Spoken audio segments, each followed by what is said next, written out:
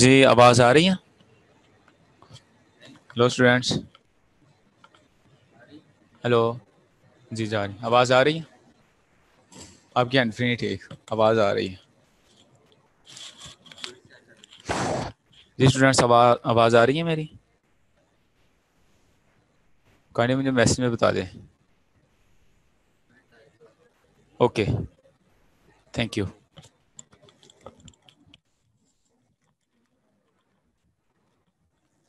चल रहा है।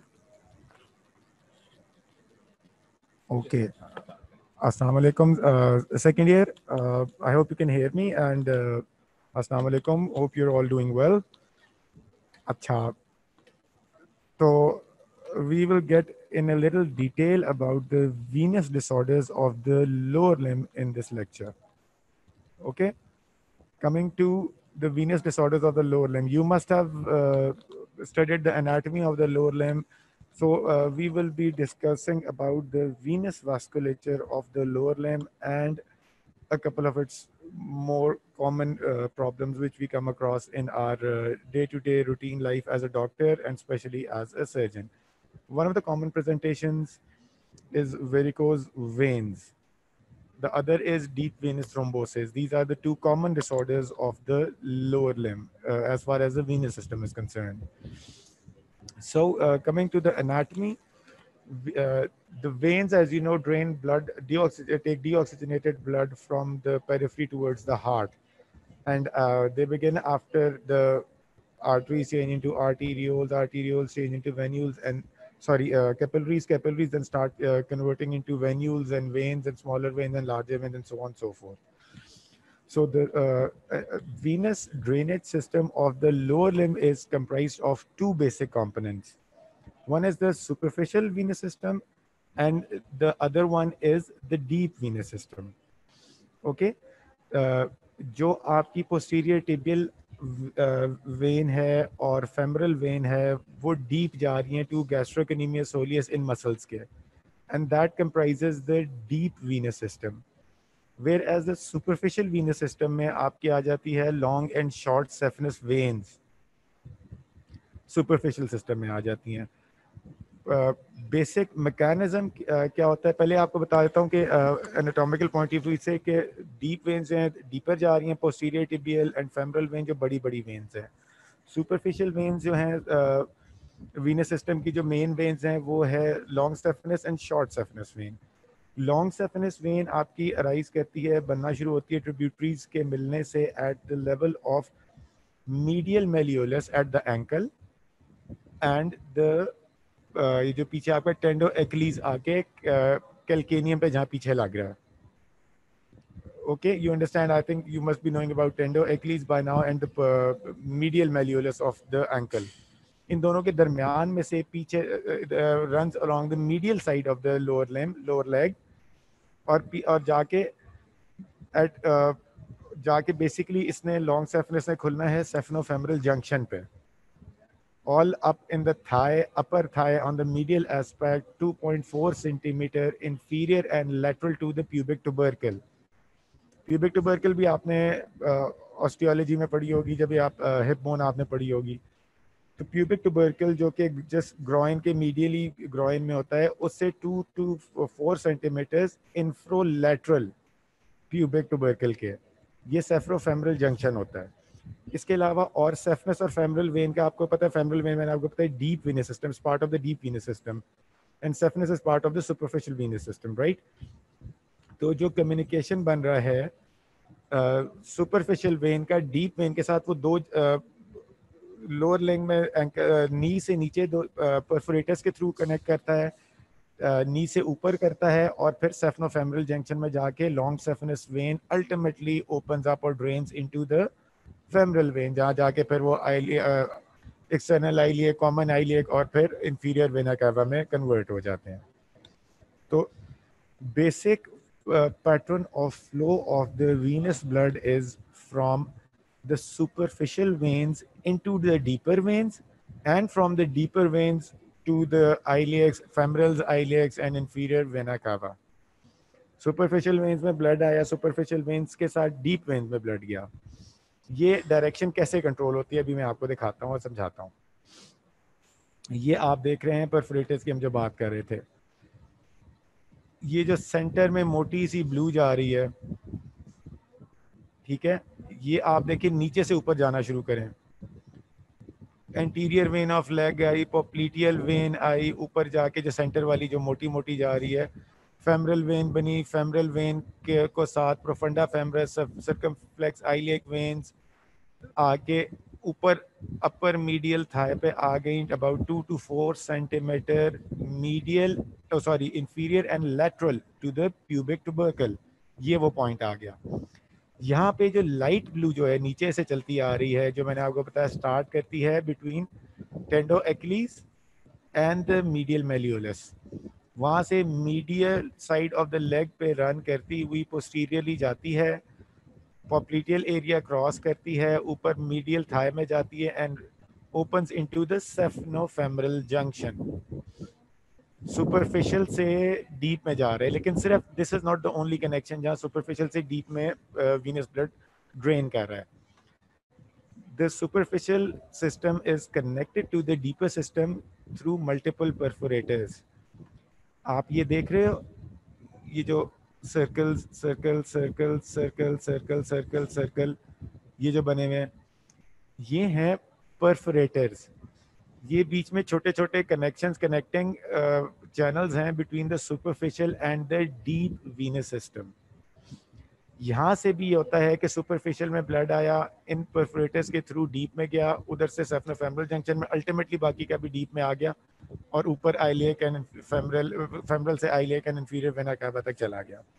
ठीक है, ये फ्लो मेंटेन कैसे होता है? परफोरेटर्स जो है वो यूजुअली होते हैं मीडियल मेलियोलस के पास, एंकल के ऊपर 2 से 3 कांस्टेंट परफोरेटर्स होते हैं। ठीक है, और कॉकेट, लोअर लेग परफोरेटर्स ऑफ कॉकेट कहते हैं। और ये एरिया जो है, ये जो एरिया बन रहा है मीडियल मेलियोलस वाला, इसको गेटर्स एरिया कहते हैं, GAITERS, गेटर्स एरिया। क्योंकि वेन्स के जो अल्सर्स होते हैं, वीनस अल्सर्स जो होते हैं, वो they are usually found in this area. ठीक है, ये वीनस अल्सर्स का मोस्ट फेवरेबल एरिया। और फिर एज यू गो अप, एक दो आपको एंकल, सॉरी नी से नीचे मिलते हैं। एक फिर आपका जो होता है सेफनोपॉप्लिटियल, इधर नी के पास, फिर थाई के ऊपर 2 आते हैं, और फिर अल्टीमेटली ऊपर जाके it runs into the femoral vein. The superficial से लॉन्ग सेफनेस का ये सारी आपको कोर्स बताया गया। Okay, and there are multiple valves, क्योंकि द क्वेश्चन अराइजेस कि सुपरफिशियल से डीप में क्यों जा रहे हैं, डीप से सुपरफिशियल में क्यों नहीं आ रहा, ऐसे ही है। और ये दोनों सिस्टम्स, अगर एक सिस्टम सुपरफिशियल और डीप में से डैमेज हो जाए तो दूसरा उसको कंपनसेट कर लेता है। लेकिन अगर दोनों फॉल्टी हो जाए, तो अगर फॉर एग्जांपल अगर आपका सुपरफिशियल सिस्टम पे आप सर्जरी कर रहे हैं और डीप सिस्टम पहले ही बंद है और आपने सुपरफिशियल को बंद कर दिया, तो it can result in the loss of the whole of the lower leg. Either the superficial और the deep system has to survive for the venous return, क्योंकि वरना ऑक्सीजनेटेड ब्लड आर्टरी से आता जाएगा, वीनस रिटर्न कोई भी नहीं होगी। अल्टीमेटली क्या होगा, pooling in the lower limb of the deoxygenated blood होता जाएगा, आर्टीरियल ब्लड प्रेशर से आता जाएगा, वीनस रुका रहेगा, swelling, redness, erythema and deoxygenated blood, ultimately necrosis, limb dies. ठीक है, इसमें आप देख लो, ये मैं आपको बता रहा था कि नाउ वी वर टॉकिंग के ये राइट पे जो मैग्नीफाइड पिक्चर है, ये देखो, ये जो लाइट ब्लू जा रहा है ये आपका सुपरफिशियल वीनस सिस्टम जा रहा है, जो कि हमने पीछे देखा है पिछले डायग्राम में। And this is a deeper venous system, जो कि ज़्यादा बड़ी वेन्स हैं कैलिबर में, जिनसे कंपोज होता है। नॉर्मल फ्लो जो होता है सुपरफिशियल वेन से डीप वेन्स में आता है through communication with multiple perforators, जो कि हमने बात की है गेटर्स एरिया में, एंकल के पास, नी से नीचे, नी के पीछे पॉप्लेटल एरिया में, थाई में, और सेफन। अल्टीमेटली ये पूरी लॉन्ग सेफनस जाके खुल जाती है superficial venous system into the saphenofemoral junction, जहाँ से femoral vein which is part of the deep में जाके खत्म हो जाती है। लेकिन on the way throughout ये परफोरेटर्स हैं। परफोरेटर्स के अंदर और ये जो वेन्स हैं, इनके अंदर आप ये देख रहे हैं कस्प्स बने हुए हैं, जिस तरह हार्ट के वाल्व्स होते हैं, बाइकस्पिड वाल्व, उस टाइप के, ये यूनिडायरेक्शनल फ्लो के लिए है, because the blood in the from the veins of the lower limb have to go against the gravity from the foot towards the thigh and towards the heart further up. तो इस column of blood का continuous flow के लिए and upward against the gravitational flow के लिए nature has provided this venous system with multiple one-way valves. Now if you look at these valves carefully, ये ऊपर की तरफ मोड़े हुए दोनों साइडों से, ठीक है, नीचे से ब्लड आया, इस कॉलम में चढ़ा, उसका हाइड्रोस्टैटिक प्रेशर के नीचे जो प्रेशर आया तो ये दोनों नीचे होके क्लोज हो गए. They won't let the column of blood, venous blood, go back into retrograde fashion due to the gravity. Instead, it would go against the gravity. और इस तरह ये venous return का column maintain रहता है, this continuous flow maintain रहता है. At the same time, जो superficial system में भी valves हैं, उधर से आता जा रहा है, कुछ सीधा चला गया, कुछ through perforated deep system में fall कर गया. Okay? अब वेरिकोज वेन्स होती क्या है? ये तो हमने नॉर्मल वेन्स की बात की है ना, कि superficial system, deep venous system. Varicose veins is venous disorder, one of the most common venous disorders of the lower limbs की venous system में, और this comprises of the superficial veins इसमें involved होती हैं. क्या होता है पिछली डायग्राम में देखें, ये वॉल्स अगर इनकॉम्पिटेंट हो जाए सुपरफिशियल वेन्स के, so what, the column of blood would be falling back due to the gravitational force and the hydrostatic pressure. इधर से भी जब deep veins का pressure ऊपर जा रहा होगा तो ये walls incompetent है, तो instead of going from the superficial to the deep system, the flow of venous blood would be from the deep to the superficial system. And you can see deep system is much bigger, wider caliber, larger vessel system, and the superficial one is comparatively narrow vessels and less amount can be stored into them. तो उसकी वजह से जब back pressure पड़ता है, deep से superficial में आता है, तो superficial veins get dilated, tortuous and visible veins जो होती हैं इनको वेरिकोज वेन्स कहते हैं. वेरिकोसिटी होती है dilatation and tortuosity of a tubular thing. तो varicose veins is superficial disorder of the superficial venous system of the lower limb in which the varicosities appear. Varicosities are dilated, tortuous, superficial veins of the lower limb. Okay? ये जी point.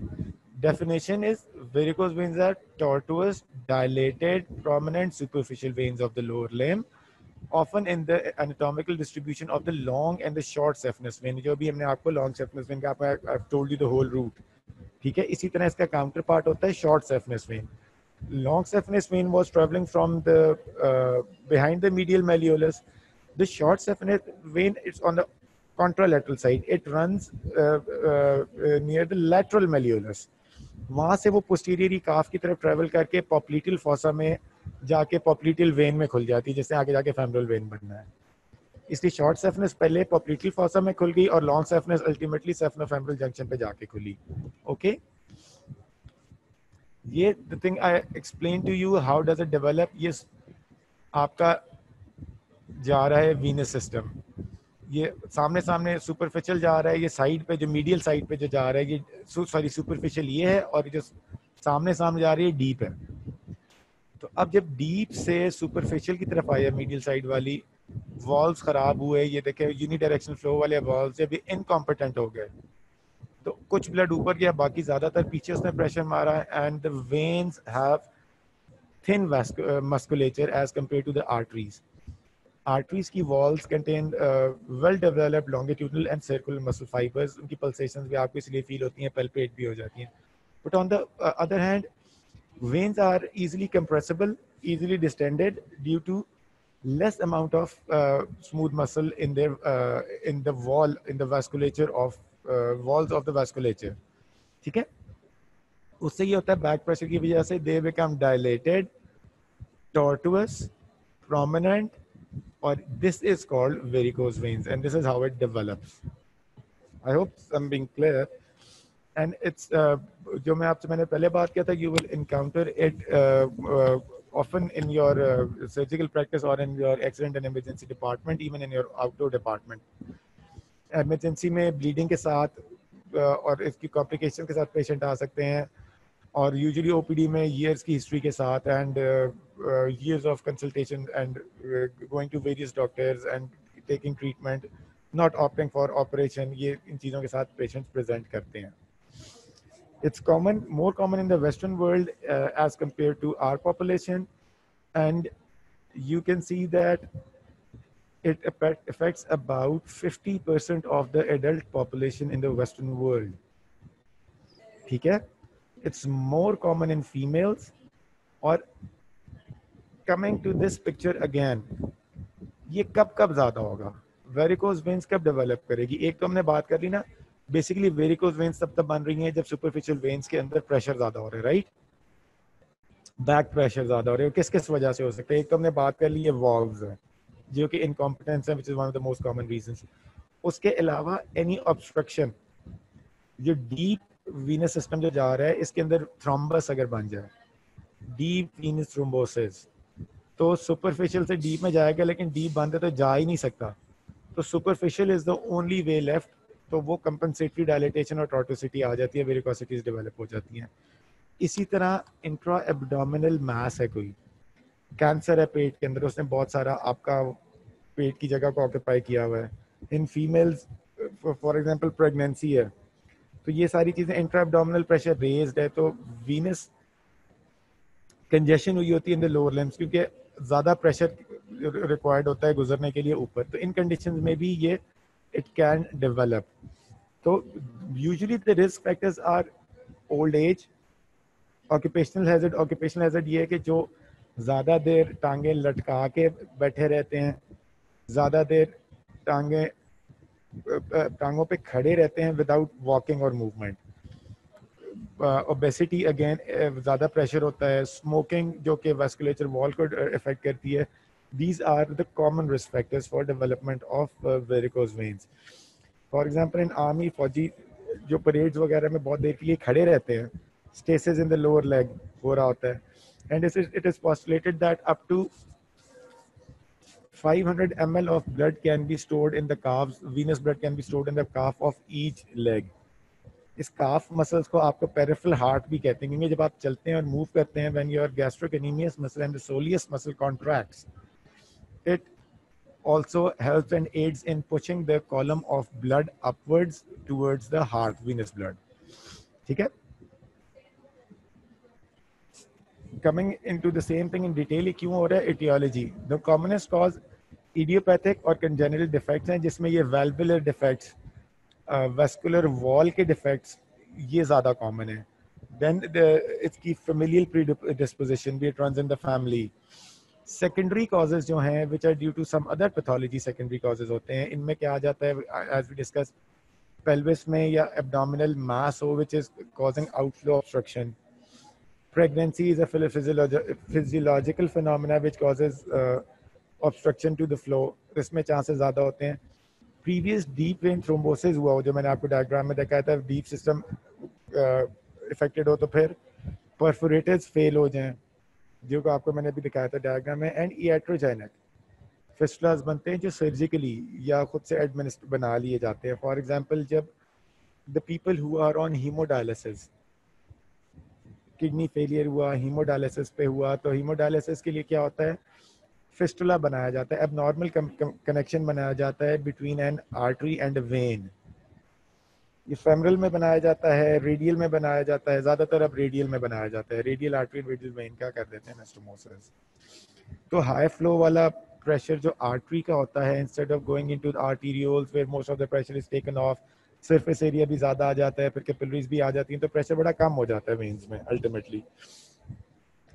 तो इसमें ये होता है कि जो direct high flow arterial blood है वो डायरेक्ट वेन्स में खुल गया है, बड़ी वेन में आके, तो जिससे उसकी वॉल कमजोर है, वास्कुलेचर, उसका musculature of the wall is not that well developed in the vein. तो what it results in is dilated veins, जो कि फिस्टुला फॉर्मेशन में होते हैं, व्हिच इज सेल्फ क्रिएटेड, तो इसलिए इसको iatrogenic कहते हैं.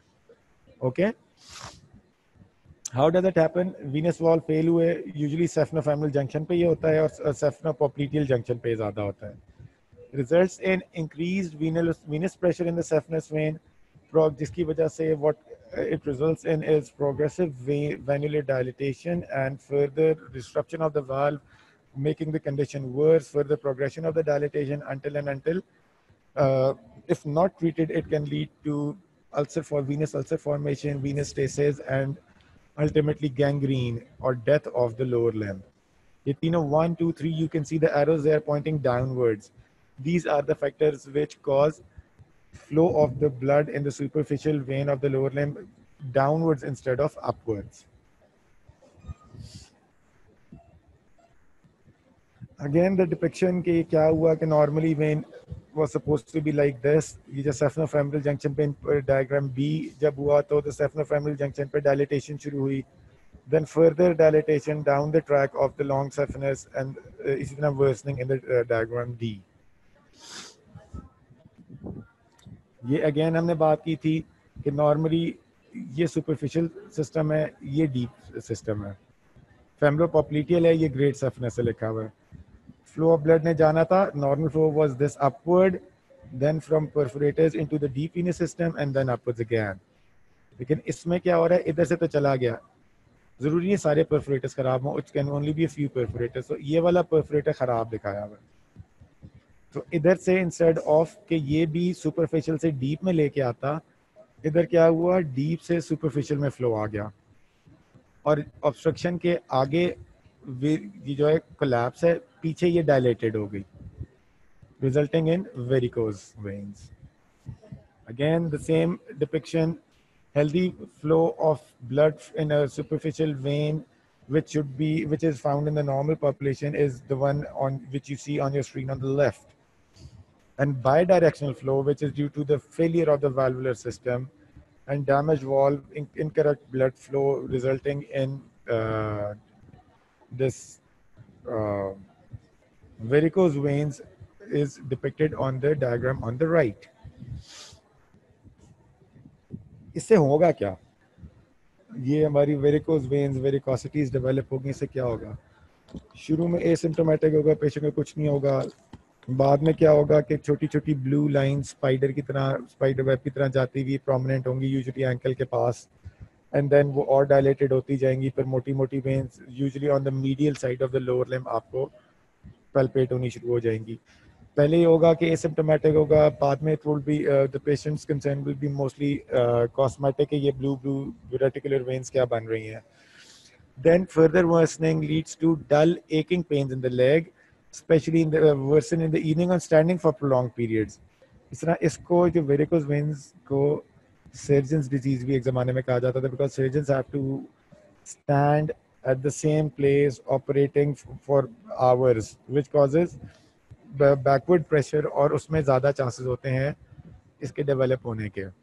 ठीक है, इसीलिए कहते हैं कि जब आप आपको प्रोलॉन्ग स्टैंडिंग पोजीशन में रहना हो तो आप टिप टॉप थोड़ा सा बीच में कर लें कि अपने काफ मसल्स को आप पंप करते रहें, ताकि फ्लो, आपके ब्लड का फ्लो जो है वो वीनस फ्लो जारी रहे और स्टेसिस ना हो.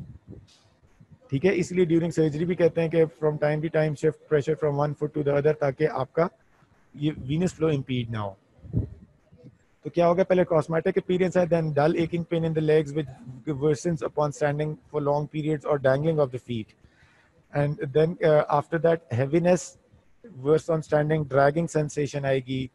फिर उसके बाद वीनस चेंजेस जब स्किन में आनी शुरू होंगी ना, क्योंकि वीनस ब्लड के इनगॉर्जमेंट की, वीनस की वजह से, वीनस इनगॉर्जमेंट की वजह से extravasation of blood into the extra interstitial tissue, जिसकी वजह से स्किन के नीचे hemocidrin deposition, which will cause eczema, itching like condition, फिर superficial infection of the superficial veins, and ultimately leading to bleeding and ulcer formation if not treated.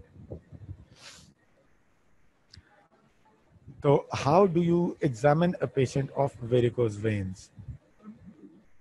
Let's talk some basics. पहले क्या आप करेंगे, introduction. What is introduction? आपने exam में सब कुछ सही किया, आपने पूरा वीनस सिस्टम सही एग्जामिन कर लिया, बट यू हैवंट आस्क्ड के पेशेंट आप ही हो, और या के वाइवा के एंड में पेशेंट ने आपसे पूछ लिया कि जी आप कौन है, तो जितना मर्जी अच्छा आपने वाइवा दिया हो ना, it's a pass fail matter. For every examination, whenever you go to a patient, first and foremost thing is introduction. Introduction में क्या है कि you introduce yourself and you identify the patient. It's the introduction of the patient as well. Bed पे हो सकता है patient washroom में गया, उसका अटेंडेंट लेटा हुआ हो, उसने कहा थोड़ी देर मैं रेस्ट कर लूँ, तो आप उसको तो नहीं ऑपरेशन थिएटर में ले जाओगे या उसकी टांग का तो नहीं मुआयना करना शुरू हो जाओगे ना. There can be two patients with the same name with two different pathologies. And patient can ask you कि जी आप कौन है, डॉक्टर है, नर्स है, कौन है. तो introduction is the first and foremost thing जिसमें आपकी रेपुटेशन भी पेशेंट के साथ डेवलप होनी है. तो इंट्रोडक्शन में क्या आता है कि आप पेशेंट को जाते हैं, you greet the patient, you identify the patient, you introduce yourself to the patient. अस्सलाम वालेकुम या हेलो, आपका नाम ये है, अच्छा जी मेरा नाम सो एंड सो है, मैं आपका मुआयने के लिए आया हूँ, क्या is it okay with you, आपको कहीं दर्द तो नहीं है, दर्द होगी तो आप मुझे बताइए, मैं वहां रुक जाऊंगा. तो इस सारे जुमले से क्या हुआ, आपने पेशेंट को आइडेंटिफाई कर लिया, आपने अपना इंट्रोडक्शन दे दिया और आपने उससे वर्बल कंसेंट सीख कर ली कि मैं आपकी बीमारी के चक्कर में मैंने आपका मुआयना करना है. तो दिस इज ऑल्सो कंसेंट.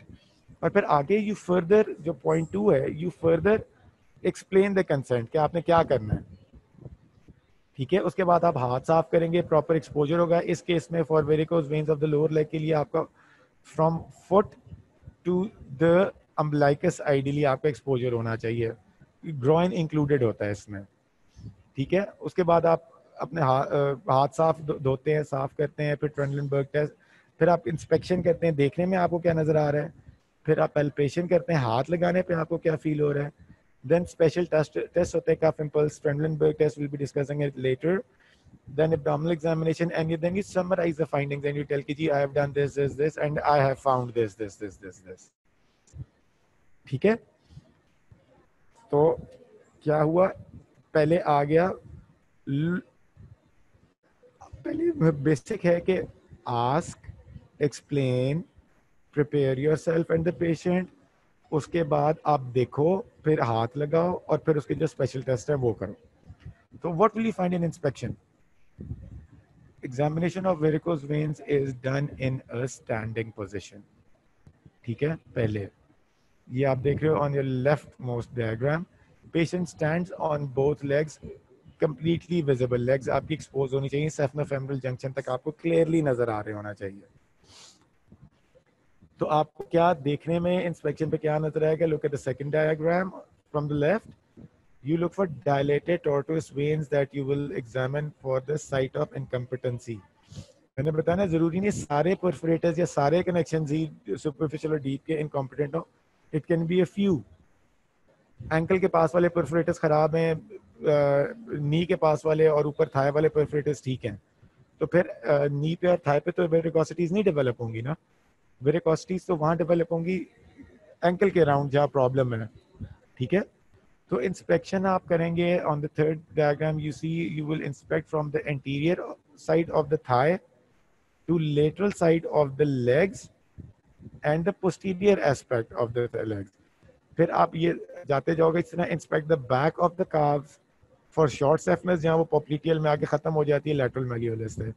फिर एग्जामिन अराउंड द मीडियल मेलियोलस, जो मैं आपको बताया था गेटर्स एरिया, जो कि सबसे ज्यादा लॉन्ग सेफनेस का एरिया वो है जहाँ ज़्यादा प्री डिस्पोजिशन है for development of varicosities and venous ulcers. Left पे the left leg is normal, the right leg has dilated tortuous veins. तो ये क्या जा रहा है, ये पीछे पॉप्लिटल फॉसा आपको नजर आ रहा है, ये नॉर्मल है popliteal fossa. On the right lateral side से टॉर्टोस वेन्स आके, सॉरी लेटरल साइड से टॉर्टोस वेन्स आके इधर आके खत्म हो गई. ये तो ये आपका शॉर्ट सेफनेस का आ गया और ये आगे लॉन्ग सेफनेस का भी चलता जा रहा है अप इनटू द थाई. तो दोनों long saphenous and short saphenous दोनों components of the superficial vein are incompetent. फिर एक आती है इसी के साथ एक चीज है, इसको कहते हैं सेफना वेरेक्स.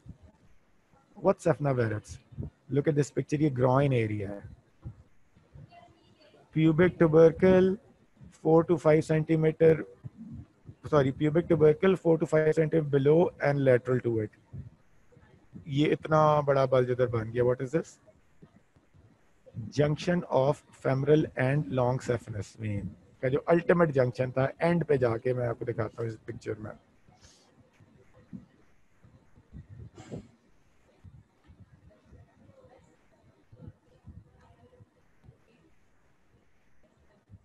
Excuse me, it will take a little time. Let me find that picture क्योंकि उससे आपको आसानी बहुत हो जाएगी समझने में. ये जो अल्टीमेटली इस पिक्चर में सुपरफिशियल सिस्टम जब आके एंड हो गया था डीप के अंदर, तो ये सेफनोफेमरल जंक्शन था ना, प्यूबिक ट्यूबरकल 4.5 सेंटीमीटर बिलो वाला जो था, ये सेफनोफेमरल जंक्शन है. अगर ये पूरे का पूरा इनकॉम्पिटेंट हो, यहाँ वाला वॉल्व इनकॉम्पिटेंट हो और ये जगह हो, तो इधर एक बल्ज बन जाता है जिसको कहते हैं सेफना वेरेक्स. ठीक है, और ये मेजर वेसल का होता है. और इसकी अगर ये ब्लीडिंग या रप्चर हो जाए ट्रॉमा की वजह से, क्योंकि तो it can be disastrous and it can be a matter of life and death. ठीक है, तो सेफना वेरेक्स है is dilatation of the saphenous vein, यानी लॉन्ग सेफनस वेन ये आ रही है ना, at its junction with the femoral vein in the groin. तो यहाँ अगर कोई सुई लगे, कोई चोट लगे, कुछ हो, तो ये स्किन के ऊपर के नीचे बहुत पास करीब आया हुआ होता है फूल फूल के, और this is a taking time bomb and can be a disaster. शुरू में चेंजेस क्या आएंगी? वीनस स्टेसिस की वजह से लोअर लिम्ब के सुपरफिशियल सिस्टम में वेन्स इनगॉल्ज होती रही, छोटी छोटी वेन्स, रेटिकुलर वेन्स बनती रही, जिसकी वजह से स्टेसिस की वजह से stasis dermatitis of the lower limb हो जाता है. Scaly lesions, red beefy skin, उसके ऊपर scaly lesions, dry scaly lesions होती हैं, इचिंग होती है इसके अंदर. वो फिर फर्दर वर्सन होके क्या बनती है? रेटिकुलर वेन्स बननी शुरू हो जाती हैं. कॉस्मेटिकली डिसप्लीजिंग स्मॉल वेन्यूल्स जो कि बाद में डायलेट होके नोडुलर एंड नोडी से बन के डायलेटेड होके रेटिकुलर वेन्स बन जाते हैं. And then they further progress. इस तरह स्पाइडर वेब की तरह नहीं होता, उस तरह की अपीयरेंस देने लग जाते हैं, which is called the spider veins. ठीक है, या वीनस स्टार्स बन जाते हैं. रेडिएटिंग डायलेटेड वेन्स होती हैं, इसलिए इनको वीनस स्टार्स भी कहते हैं. उसके साथ क्या होता है? एक तो ये हो गया, दूसरा ये कि स्टेसिस ऑफ ब्लड हुआ है ना, ब्लड इधर पूल हुआ है, एक्स्ट्रावाजेशन हो रही है, डायलेटेड वेन्स है, तो उसकी वजह से फ्लूइड की एक्स्ट्रावाजेशन भी होती है, जिसकी वजह से पिटिंग एडीमा हो जाता है. लोअर लिम्ब स्वोलन होता है, एडिमेटस होता है, और उसके ऊपर मीडियल मेल्यूलस के ऊपर या सामने टिबियल ट्यूबरोसिटी के ऊपर से नीचे anterior border of the leg के ऊपर आप सस्टेन्ड प्रेशर रखें तो वहाँ खड्डा सा बन जाता है पानी की डिस्प्लेस होने की, थर्ड स्पेस में फ्लूइड डिस्प्लेस होने की वजह से, which is called pitting edema. It is also a feature, one of the features of this, and it can also be a feature of deep vein thrombosis.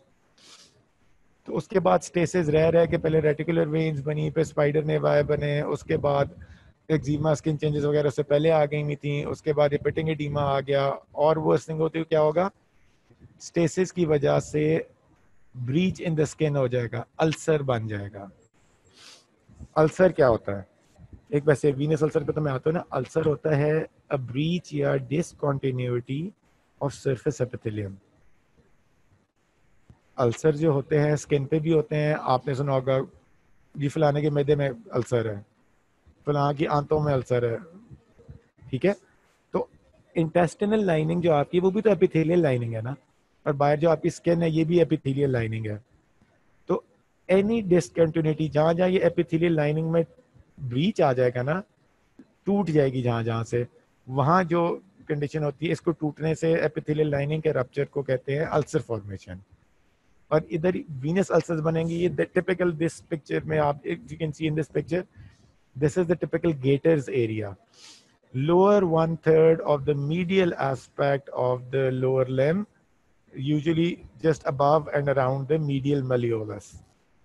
This is the most common area of formation of venous ulcers. वही site most commonly found in the medial catus area, lower third of the medial aspect of the leg above the medial malleolus, as I told you.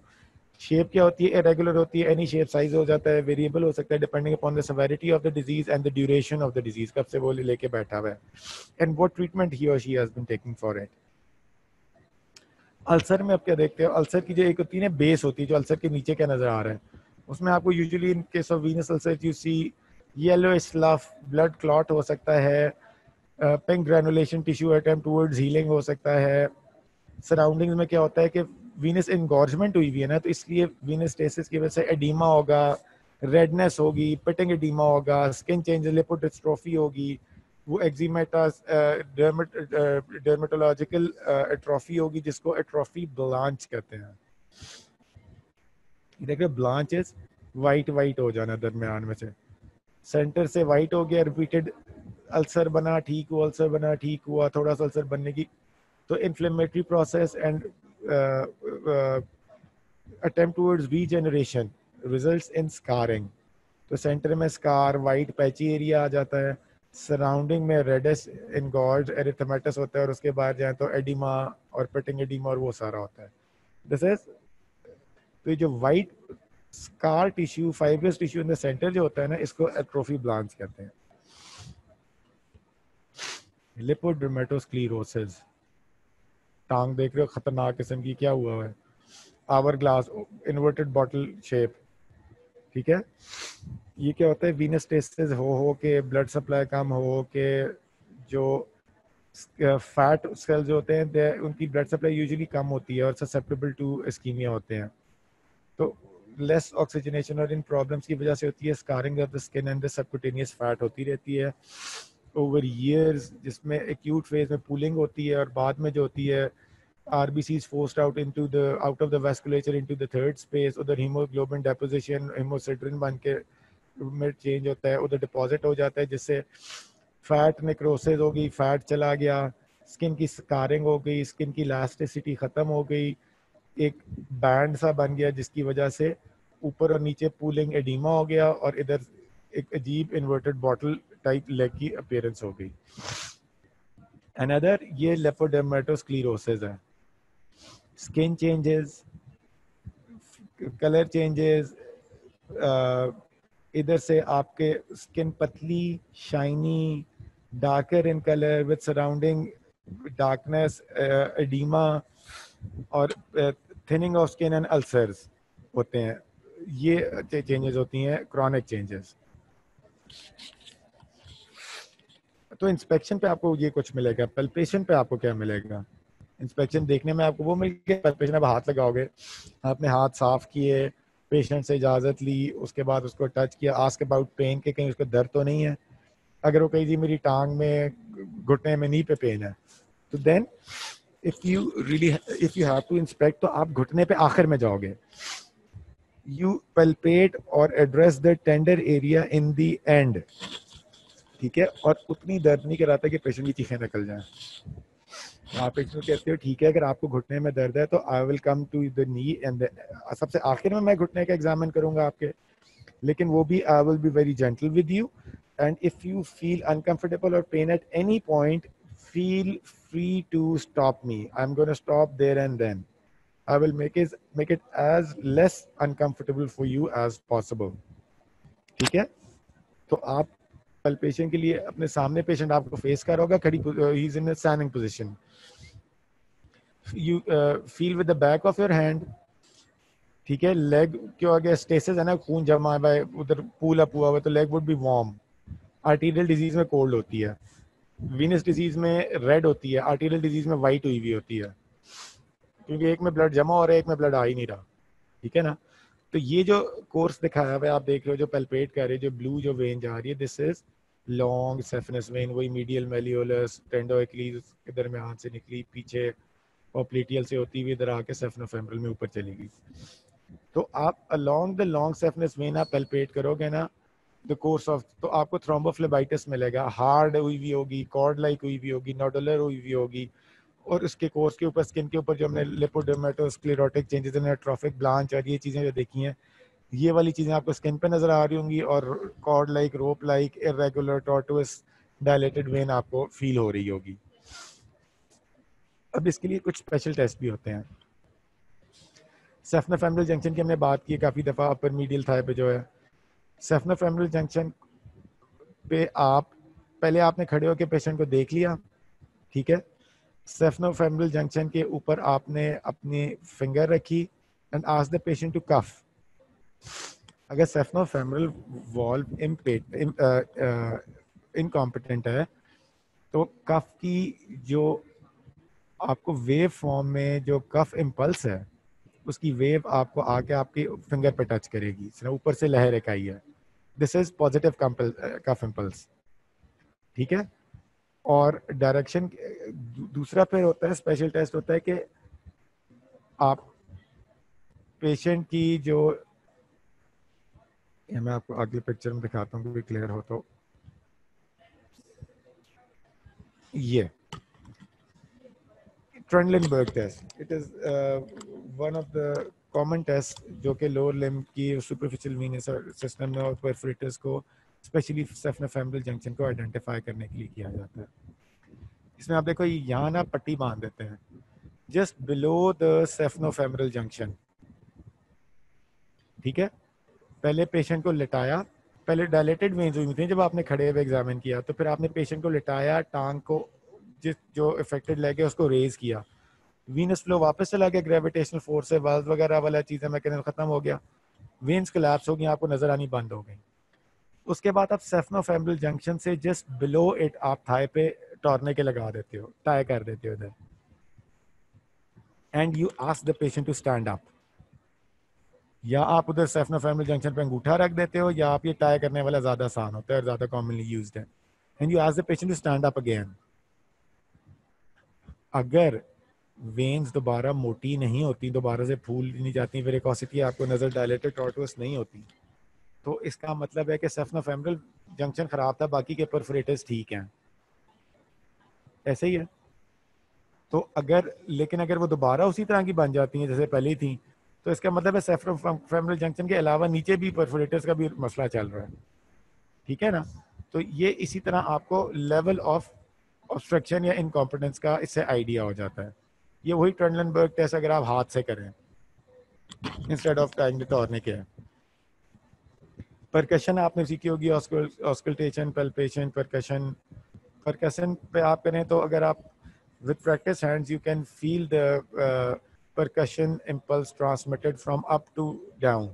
Normally नीचे से ऊपर flow है ना, तो नीचे से ऊपर इम्पल्स जानी चाहिए, इसमें ऊपर से नीचे की तरफ भी आपको इम्पल्स फील हो जाएगी। ऑस्कल्टेशन यूजुअली आपको नहीं मिलती, लेकिन अगर हाई फ्लो केसेस हों, वीनस में बहुत रेयर होता है, लेकिन अगर फॉर एग्जांपल एक आर्टरी का डायरेक्ट कम्युनिकेशन, जिसना फिस्टुला मैंने आपको बताया था डायलिसिस के लिए, जो रीनल डायलिसिस के लिए जो यूज होता है, उसमें आपको ब्रूई मिल सकती है। जब fast bruit is like whooshing sound when turbulent fast flow of blood जहाँ होता है, तो आर्टीरियोवीनस मैलफॉर्मेशन में यूजुअली आपको मिलती है, इसमें इतनी नहीं मिलती। अब जो कॉमन टेस्ट किए जाते हैं, एक तो ट्रेंडलिनबर्ग टेस्ट हमने कहते हैं, that is one of the more common test being applied for this varicose veins. दूसरा Doppler studies, ultrasound of the veins, basically Doppler ultrasound. अब हैंड हेल्ड छोटे छोटे पोर्टेबल डॉपलर्स भी आ गए हैं जो कि आपको एग्जैक्टली मार्क कर देते हैं कि आप उसको whole course of the vein पे आप उसको प्रोब को फेरते हैं, जहाँ जहाँ इनकॉम्पिटेंट परफोरेटर्स होते हैं उसको आप आइडेंटिफाई कर सकते हैं। And then another form of ultrasound scanning is duplex scanning, which tells you about the flow of the blood within the vessel wall. Vessel wall के अंदर फ्लो कैसा है, टर्बुलेंट है, लेमुलर है, बायफेजिक है, ट्राइफेजिक है, which is beyond your scope of your studies. लेकिन ये इन्वेस्टिगेशन जो है, Trendelenburg test which is a clinical test, and then comes radiological test जिसमें Doppler ultrasound and duplex scanning are usually applied for the detection of varicose veins. Management क्या करोगे?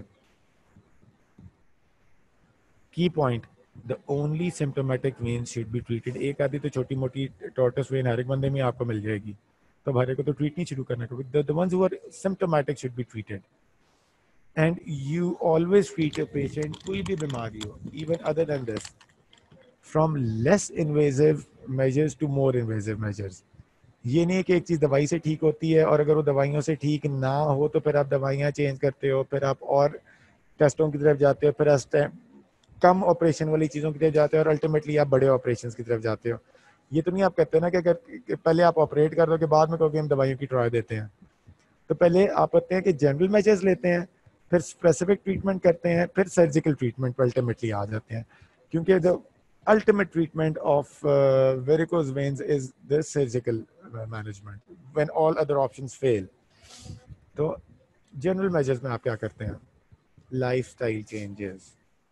सबसे पहले मैंने आपको बताया ना कि प्रोलॉन्ग खड़े रहना, avoid standing for prolong time, along avoid sitting for a long time with your legs dangling. Rather, if you have to sit, elevate the leg above the level of the heart, ताकि इधर से flow वापस towards the heart facilitate हो, वो veins collapse रहें, उधर hydrostatic pressure और gravity effects की वजह से कम प्रेशर पड़े और वो वापस जाए। दूसरा होता है कि वेट लूज करे, जो इंट्रा एब्डोमिनल और वो जो impeding to the flow obstructive picture है वो कम हो। फिर एक पाँव से दूसरे पाँव पे वेट जब शिफ्ट करते रहें, टिप टॉप पे आप खड़े होते हैं तो I told you calf muscles देखो अभी रिलैक्स्ड है, हील नीचे लगी हुई है, गैस्ट्रोकेनेमियस रिलैक्स्ड है, इसके पीछे सोलियस। लेकिन जब आप टिप टॉप पे जाते हो तो ये कॉन्ट्रैक्ट होता है जिसकी वजह से वेन भी कंप्रेस होती है, तो वॉल्स में ऊपर की तरफ भेजें तो ब्लड फ्लो ऊपर चला जाता है। तो इस तरह आप वेट शिफ्ट करते रहें, टिप टॉप करते रहें। And the third is graduated compression stockings. लंबी लंबी जुराबें मिलती हैं, उनमें टोस पे ज़्यादा प्रेशर, एंकल पे थोड़ा सा कम, एंकल से ऊपर थोड़ा सा कम, थोड़ा सा कम, थोड़ा सा कम होता जाता है। डिस्टल टू प्रॉक्सिमल जो है प्रेशर इंक्रीज से डिक्रीज की तरफ आता है डिसेंडिंग ऑर्डर में, to facilitate blood flow from distal towards the proximal. ठीक है, these are general measures. Specific क्या है? पेशेंट को कहीं वॉक करे, वॉक करता है तो पेरिफेरल हार्ट, जो आपके पेरिफेरल पंप्स हैं, काफ मसल्स हैं, वो कंप्रेस होते रहेंगे और ब्लड को अपवर्ड पंप करने में एड करेंगे। वेट लॉस करें। और उसके बाद क्या होता है कि अगर छोटी एक आधी वेन है जो तंग कर रही है तो उसमें इंजेक्शन स्क्लेरोथेरेपी आप कर देते हैं। यूजुअली सोडियम टेट्राडाइसाइल है या एब्सोल्यूट अल्कोहल है, इस तरह का आप स्क्लीरोजिंग एजेंट जो कि उस वेन को आप सोचो केमिकली बर्न कर दे, केमिकली उसको निक्रोज कर देता है। तो जो मेन इन्वॉल्व है उसको जला दो, बाकी साइड की कोलेटरल्स, बाकी सारा सिस्टम इंटैक्ट है, क्योंकि आपने ये जरूर देखना है कि सुपरफिशियल और डीप में से एक बचा रहना चाहिए। तो परफोरेटर एक आधा हो या एक आधी वेन हो तो उसको तो आप सेक्रीफाइस कर सकते हैं, तो उसको आप रोक लेते हैं, उधर ही आप उसको जला देते हैं काइंड ऑफ। तो this is suitable for small veins and usually below the knee. ठीक है, इसके साथ सोडियम टेट्राडाइसाइल का ये है कि एनाफिलेक्टिक रिएक्शन हो सकता है, ज़्यादा या कम आप इंजेक्ट कर रहे हो तो अल्सरेशन हो सकती है। ठीक है, और अगर वो if that measure fails then you go towards the surgical ablation.